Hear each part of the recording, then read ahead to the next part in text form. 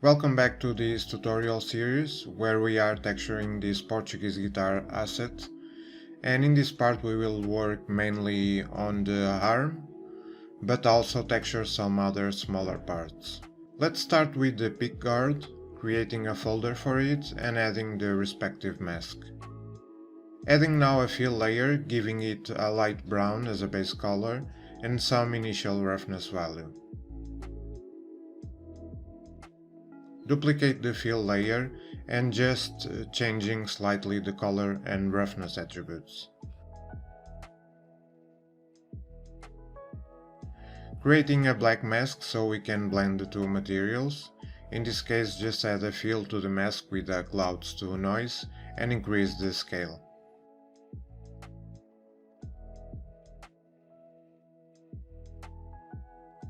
Add a new fill layer with a whitish base color and also adding some metallic to it and increasing the roughness.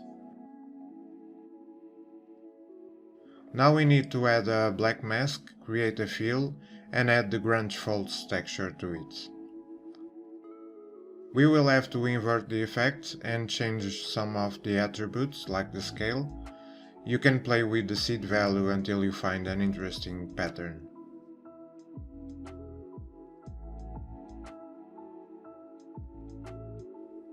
Right, we now want to create a stroke around the edges, so for that we will need to use Photoshop. Before that we need a reference image of the shape. So let's create a black and white mask with two fill layers. Now we can go to Export Textures, select only the first style and the base color channel.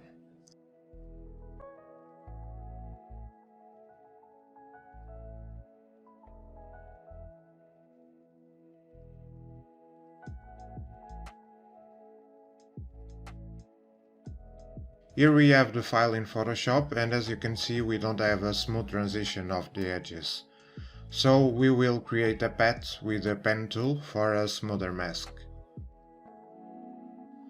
This is the final result we need to accomplish, just a basic stroke around the shape. So with the pen tool let's recreate the shape with smoother lines.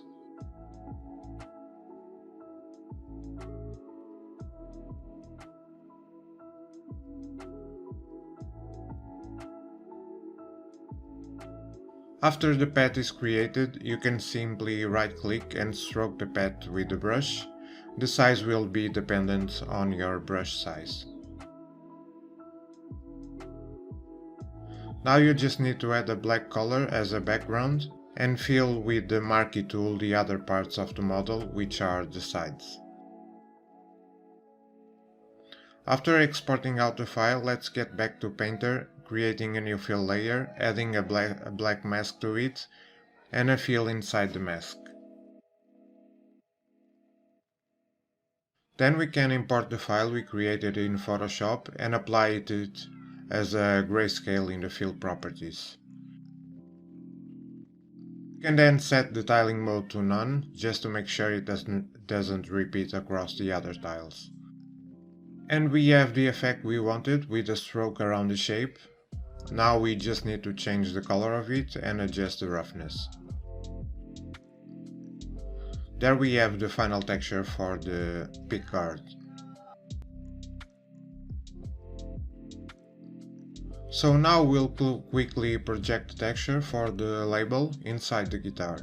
Let's create a folder, a fill layer and mask out the inside label. We can just set an initial roughness value for the material. Adding a paint layer and selecting the projection tool, we can switch to the 2D view and finally paint out the label. That is a basic texture created in Photoshop, just using the text tool and overlaying a paper texture on top.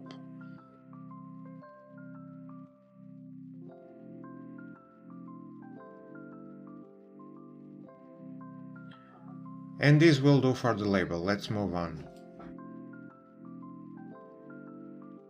Now we'll focus our attention in the arm of the guitar. As you can see, if I search for wood, I have some smart materials from JR, which are really nice and we can customize them to fit our project. If you're interested, this is the link for the library of the wood materials from JR, which I can't recommend enough. So let's use this one, the old greasy woods, but before that we need again to create a folder and mask out the arm. To begin with, it doesn't look too good, the colors and the orientation of the wood is way off, but we can easily change that. Right, let's hide all the layers and start from the base. In the base wood material, let's change the orientation to 90, adjust the scale, the color, and you can play with the wood roughness attribute. Let's do the same for the second layer material, the orientation and the color being the most important attributes we need to tweak.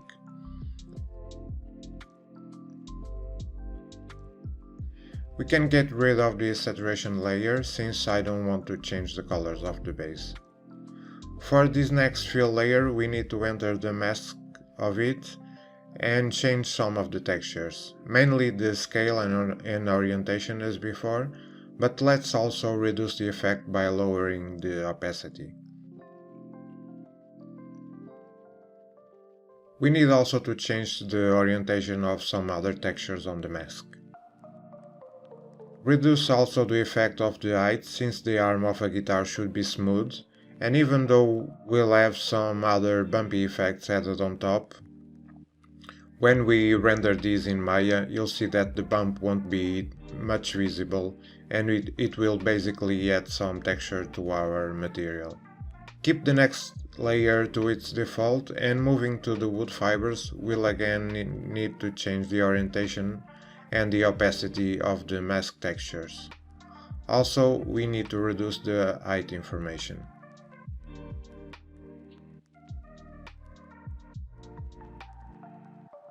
The next two layers can be left to its initial state.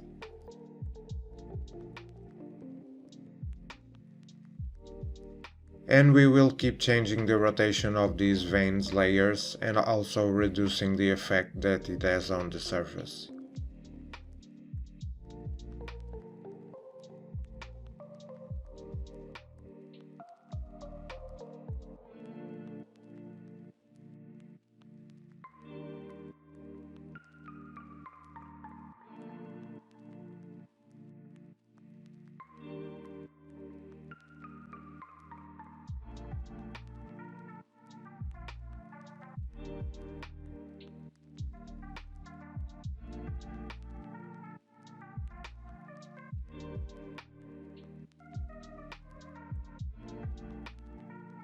For the remaining layers we can basically leave them to default, just changing here and there the opacity of some of them.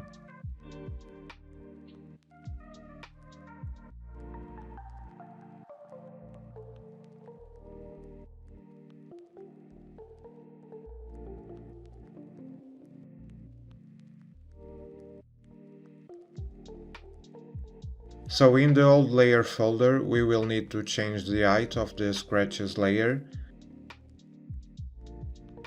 In the edges reduce the effect of the mask textures. And finally do the same for the imperfections layer. And that's the wood of our arm done. At least for now, we just need to add some fret details to it. Let's move the ornaments folder to the top, duplicate the metallic fill layer, clear its mask and add a paint layer. Now import this shape texture as an alpha, since we're going to paint it in the arm of our guitar. Just select the alpha and let's paint out the shape along the guitar scale. Make sure you use some reference for it.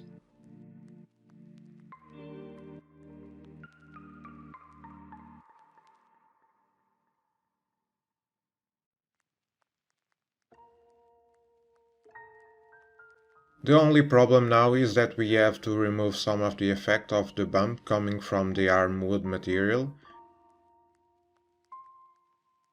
And for that, let's clear the mask of the arm folder and instead add it as a paint.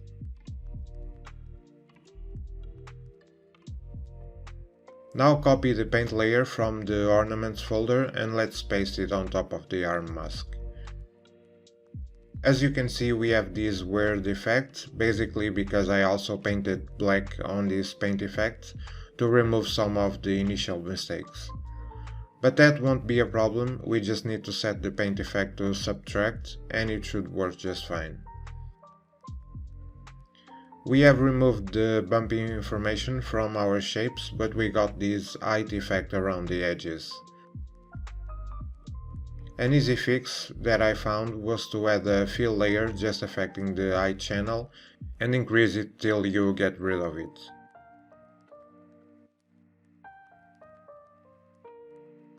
As a final touch, we can just reduce the opacity of the shape's paint layer so we can get some of the texture information on it.